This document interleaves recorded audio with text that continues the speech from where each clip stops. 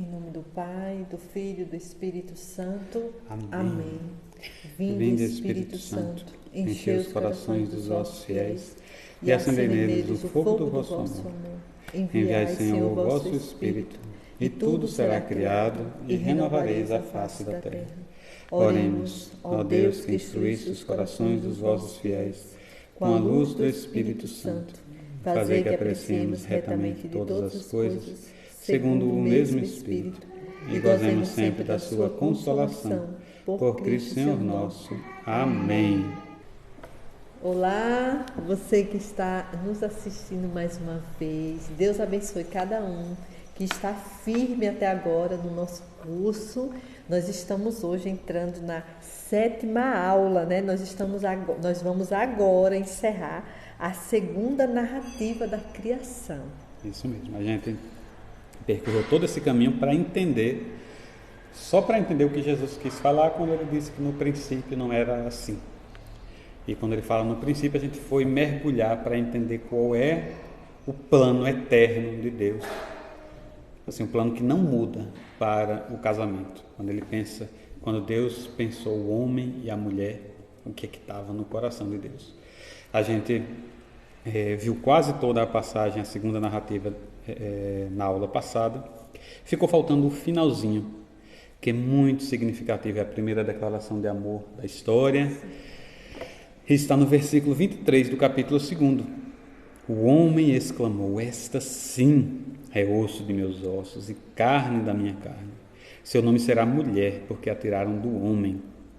Então, esse primeiro versículo, a gente já vê essa declaração de amor tão bonita, né? Osso dos meus ossos, carne da minha carne. Ou seja, é parte de mim. Reflete bem que foi tirado da costela. É osso dos meus ossos, é carne da minha carne. E uma interpretação dos símbolos, daquilo que cada palavra significa dentro do contexto bíblico. A carne significa, nesse contexto aqui, a debilidade, a fraqueza. Já o osso, que é duro, que é forte, significa a força. Então, o homem diz: é osso dos meus ossos e carne da minha carne. Ou seja, dentro de mim, homem, eu tenho as minhas forças e eu tenho as minhas fraquezas. E Andréa, minha esposa, ela também tem as suas fraquezas, também tem as suas forças. Então, a gente vai se misturando nessas fraquezas, nessas forças, e um vai dando força ao outro, um vai sendo o auxiliar necessário nas fraquezas do outro. Isso é muito bonito e muito significativo, né? É muito cheio de significado. E seu nome será mulher, e aqui tem na nota aqui de rodapé: o homem, como o homem procede da terra, Adam, que é Adão, o primeiro homem, vem de Adamar, que é terra, assim a mulher procede do homem. O homem, o termo para homem é Ish, que está aqui, né? E o termo para mulher, Ishá. Então, a mulher vem do homem, Ish, Ishá. Então, a mulher vem do homem. Então, há uma união que não dá para separar. Até nas fraquezas, até nas forças. Tudo. E aí, quando você olha para aquela história de que foram criados no sono, a mulher foi criada no sono profundo, então um é um mistério para o outro. Esse osso dos meus ossos, essa carne da minha carne, é sempre um mistério que se desvenda. Sim. A Andréa vai se desvendando para mim, por isso que é fundamental que existe essa disposição de se revelar para o outro, né? Tem gente que se casa como se o outro fosse um adversário, né? Então eu não posso revelar minhas fraquezas para o outro. Não, eu não posso falar isso para a Andréa não, porque ela não sabe que eu tenho esse defeito, eu vou esconder. Não, eu não posso revelar isso para Léo, porque senão ele pode depois falar isso de mim. Mas não é assim, é o osso dos meus ossos, carne da minha carne. Então, a gente vai cumprir aquela ordem de Deus do crescer e multiplicar-vos, se expondo, se tornando vulnerável um ao outro, se revelando, né? Aí, aqui também vem ensinar para nós, né, começando por nós dois, o vínculo de amizade que eu preciso ter com o outro, né? O vínculo de intimidade que eu preciso ter com o outro, né? Então aí eu mergulho também dentro de um mistério relacionado às amizades, né? Então, meu esposo, ele precisa ser meu melhor amigo. Eu preciso ser a melhor amiga de Léo, né? Então, assim, muitas vezes a gente pode estar caindo no erro de alguém lá fora ser mais íntimo de mim do que o meu esposo, ou vice-versa, né? Uma pessoa lá fora ser mais íntima de Léo do que eu ser íntima dele, né? Então isso é um equívoco que nós podemos estar tendo dentro do nosso relacionamento, porque é justamente esse mistério que Léo estava falando nesse instante, que a gente mergulha, né? De dizer que ele é ossos dos meus ossos e carne da minha carne. Então, em todos os sentidos, né?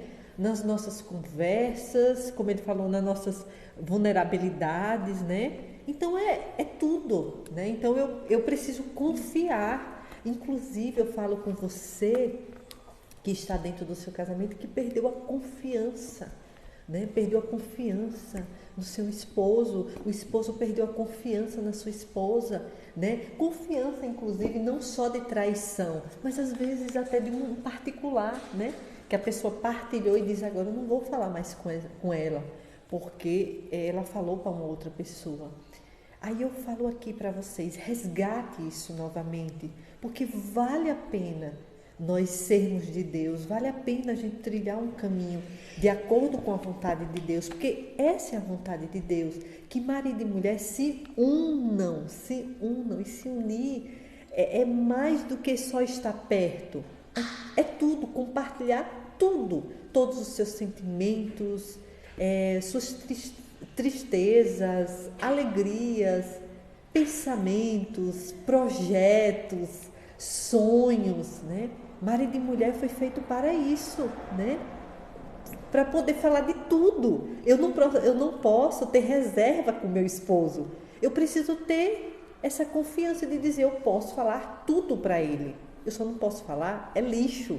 Eu só não posso jogar lixo no outro, né? O falar tudo que a gente fala não é jogar lixo no outro, mas é o falar tudo, os meus projetos, os meus pensamentos, aquilo que está, os sentimentos, o que está me movendo, né? Agora sim, eu preciso ter essa delicadeza, né? De que se eu estiver falando de um sentimento, por exemplo, eu estar angustiada com o outro, eu preciso em Deus buscar sabedoria para não jogar lixo no outro. Eu preciso ter essa sabedoria, né? Que a gente sabe que é Deus que nos dá, né? Essa sabedoria. Então, por isso que eu preciso estar sempre atenta ao sopro do Espírito Santo. Pedir, estar dependendo da graça de Deus todos os dias. Isso é caminhar, trilhar caminho de santidade, né? É isso, essa luta diária, até no momento de partilha que eu vou ter com o outro. Porque esse outro aqui, ele é sagrado para mim. O meu esposo, ele é sagrado para mim. Eu sou sagrada para ele. Meus filhos são sagrados. Então, por isso, eu preciso estar andando de acordo com a graça de Deus, né? Sempre dependendo dessa graça que vem de Deus. E assim, essa disposição de, como a André falou, de não esconder, de viver, tem um outro fundamento aqui, né? No versículo 24, que é o que Jesus cita lá em Mateus. Por isso o homem abandona pai e mãe, junta-se à sua mulher e se tornam uma só carne. Se tornam uma só carne. Isso é muito forte, né? Isso é muito profundo. E aí eu queria trazer aqui, num dos livros que a gente leu, ele menciona o seguinte, um dos livros que a gente leu menciona o seguinte, que esse se tornar uma só carne é um verbo, porque sempre é uma tradução, e a tradução nunca é exatamente igual à palavra, né?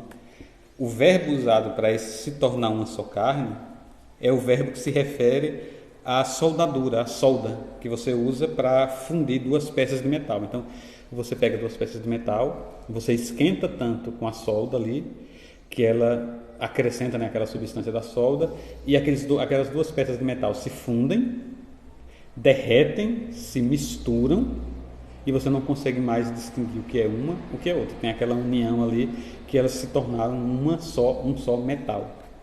Então o verbo é o mesmo, e se tornar uma só carne é se fundir. E aí eu queria até ler esse parágrafo aqui, porque é muito profundo. Trata-se da unidade de duas pessoas, de duas histórias, de dois destinos. A esta união chamamos aliança.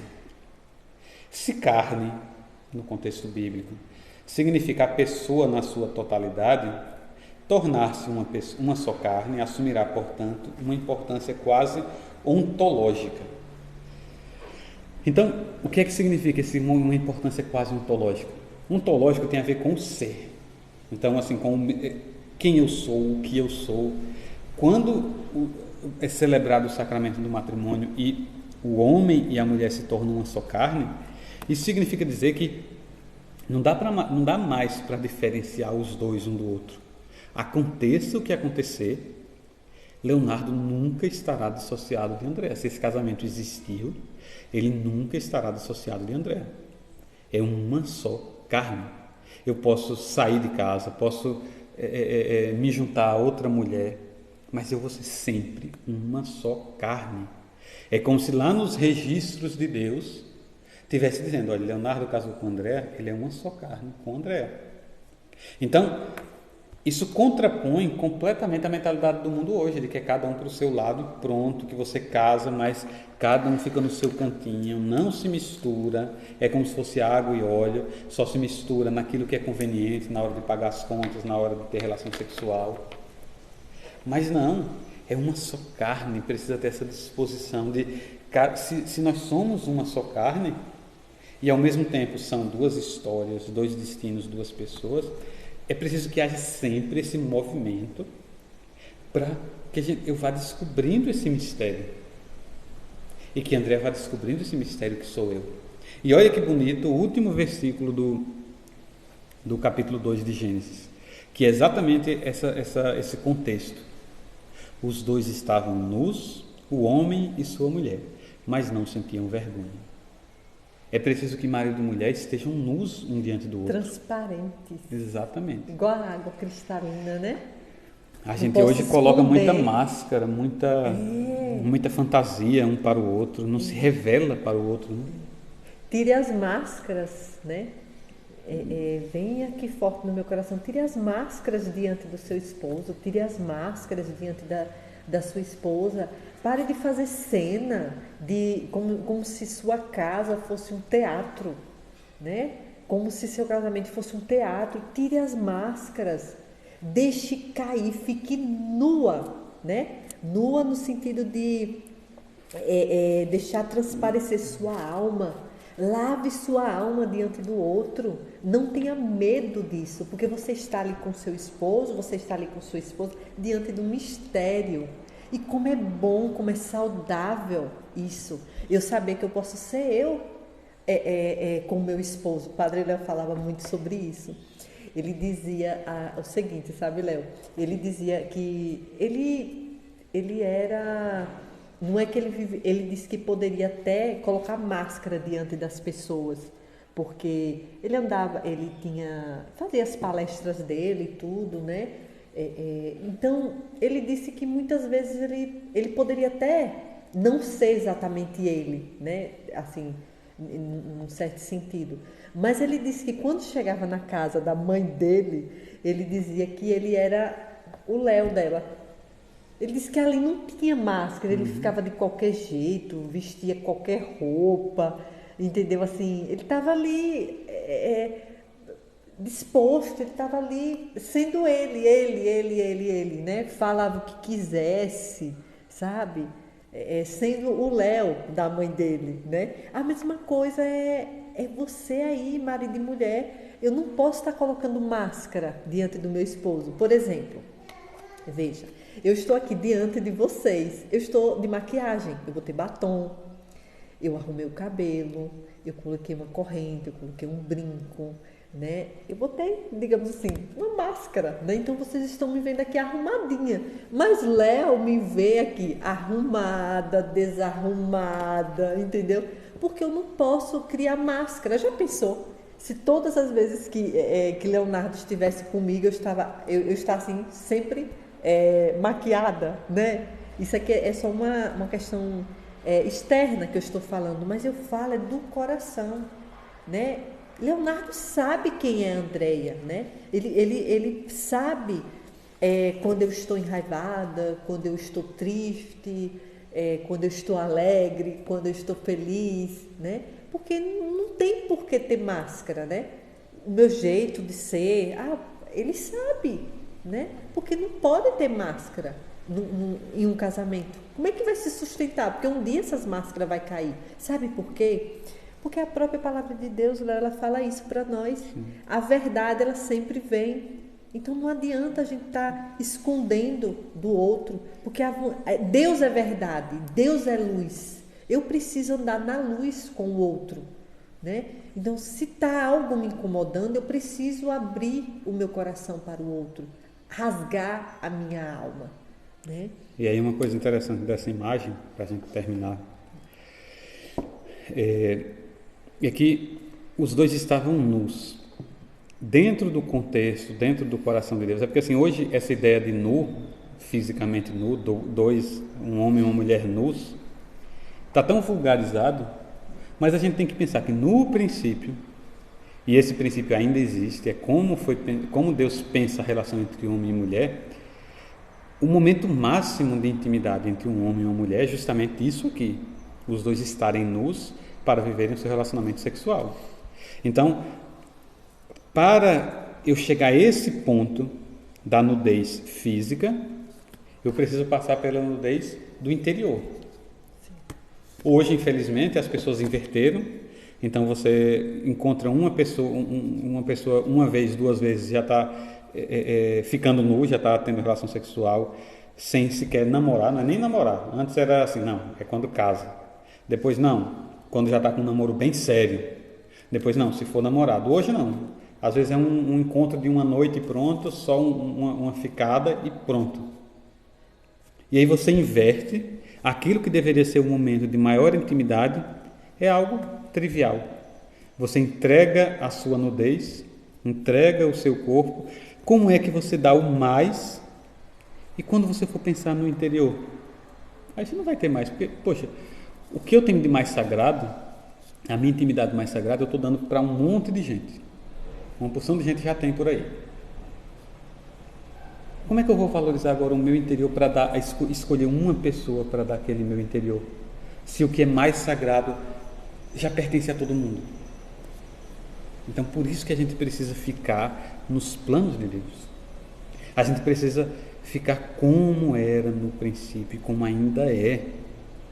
Porque Deus pensou isso como o caminho de felicidade. Para que um casal viva bem, ele deve viver essas duas narrativas da criação. Entender que não é bom que o homem esteja só. Entender que homem e mulher, um é auxiliar do outro, ou seja, é o socorro na hora do desespero, na hora da angústia. Também é auxiliar na hora de cumprir a missão que Deus lhes deu, que é crescer e multiplicar. Entender que o outro é um mistério, porque foi criado quando eu estava dormindo. Então, André é um mistério para mim, eu sou um mistério para ela. Entender que a mulher foi criada do coração, então é um vínculo, eu sozinho sou incompleto, por isso que do meu coração vai para o coração de André, a gente precisa ter essa intimidade. Eu preciso entender que André é osso dos meus ossos e carne da minha carne. Eu preciso entender que uma vez que a gente se casa, somos uma só carne. Assim, vivendo tudo isso que Deus escreveu para nós podemos estar nus e não sentir vergonha. Nós podemos viver aquilo que é o que Deus, a missão para a qual Deus nos destinou. E aí hoje a gente encontra as pessoas simplesmente não conseguindo acertar. Aí a gente vê aqui a ordem, né, de um matrimônio. A ordem como Deus pensou para a minha vida, para o meu matrimônio, né? Olha, você vê, né? Nós falamos, nós estamos encerrando, né? Nós falamos a ordem da felicidade, né? Da felicidade dentro do matrimônio. Inclusive, Deus fala sobre a posição do pai e da mãe da gente. Onde é que eles estão, né? A partir do momento que eu caso, a partir do momento que Leonardo casa, vai deixar o pai e a mãe lá, que já vivemos com os nossos pais, eles já cuidaram de nós, né? Que é outra parte aqui também de ordem, é uma ordem. E agora você vai viver com sua esposa, né? Agora vocês vão construir sua família. Olha que lindo isso. Então aqui está aqui a receita de como nós precisamos viver dentro dos nossos relacionamentos. Deus já coloca aqui para nós, né? Não é que eu não vou, a partir do momento que eu caso, né? Só para deixar claro, eu vou abandonar meu pai, eu vou deixar meu pai lá, se estiver precisando de mim, eu não vou lá na casa dele. Não é isso. Mas é que eu agora vou me unir a essa pessoa e nós vamos construir a nossa família, né? Nossos pais já fizeram a vez deles, né? Sabiamente, de forma linda, maravilhosa, também de acordo com os planos de Deus, né? Que o primeiro plano é que deixou que nós viéssemos ao mundo, né? E agora eu vou deixar eles lá, eu vou cortar meu cordão umbilical. É importante isso. A partir do momento que eu caso, eu preciso cortar esse cordão umbilical, parar com essa questão de eu me sentir no sentido de que eu dependo deles. A educação dos meus filhos, quem educa são meus pais, quem cuida do meu casamento são meus pais. Não. Você precisa crescer. Lembra do início? Você precisa crescer. Isso aqui também é crescer, né? Deixe seus pais no lugar onde eles precisam ficar, né? A gente visita, a gente ama, claro, a gente tem que ter o maior amor pelos nossos pais, né? Mas eles precisam estar no lugar deles. Nós precisamos assumir a nossa casa, que agora é essa casa aqui, né? A partir do momento que a gente resolveu casar, resolveu seguir esse outro projeto de Deus, né? Então, é mais um ensinamento aqui da palavra de Deus. E aí a gente termina com isso, essa análise do princípio. A partir da próxima aula, a gente vai falar do que é que quebrou essa ordem, essa harmonia da ordem de Deus. O que quebrou foi o pecado. Então a gente vai falar um pouquinho sobre o pecado. Mas antes, para terminar essa aula, que acabou se estendendo um pouquinho mais porque a gente está fechando esse assunto, a gente queria convidar você a fazer uma pequena oração, a fechar os seus olhos e a colocar tudo que você viu nessas últimas aulas, desde a aula 2 até agora, a aula 7. 6 aulas contemplando o princípio, o plano original de Deus para o casamento. Coloque tudo isso diante de Deus. Coloque tudo isso diante de Deus e peça a Ele a graça de restaurar, de você não desistir. Talvez você já tivesse desistido de algumas áreas. Não, eu estou casado só por causa dos filhos. Eu estou casado, mas não tem jeito o meu casamento mais, porque meu marido não muda ou minha mulher não muda. Mas no princípio não era assim. Peça ao Espírito Santo a graça de ir restaurando, não no outro, o outro é outra história, é você. Peça ao Espírito Santo a graça de ir restaurando em você a fé no sacramento que você recebeu. Sim, Espírito Santo, nós queremos viver, eu quero viver o sacramento do matrimônio como está no pensamento de Deus. Eu não quero viver segundo a minha cabeça, eu não quero viver segundo os meus pensamentos, muito menos eu não quero viver como o mundo ensina, eu quero viver como Deus quer. Eu quero viver como Deus pensou, para mim e para minha esposa. Me ajude, Espírito Santo, a viver assim.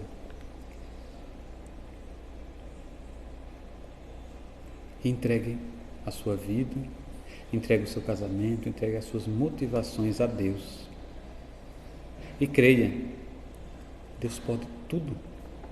Deus pode inclusive restaurar o seu casamento por mais machucado que ele possa estar, por mais ferido que ele possa estar.